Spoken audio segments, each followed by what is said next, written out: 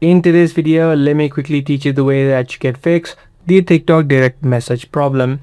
If you're not being able to send or receive messages inside of TikTok, the first thing you'll need to check is the privacy setting inside of the TikTok account. So from the settings and privacy menu, what you can do is head over to the privacy option, scroll down and select the option called direct messages.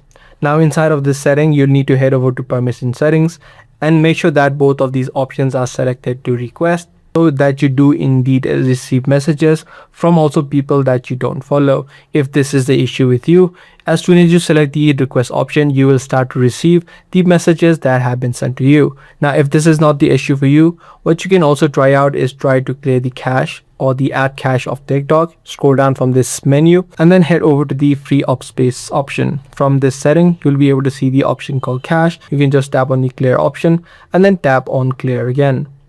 As soon as you do that, you can just hop out of the app of TikTok, remove it from the recent list, and then try to open it up again. If the issue is still not fixed, the other thing that you can try out is look for any new updates available. So head over to the Play Store, search for TikTok. If you do see new updates available, you can just tap on the update button.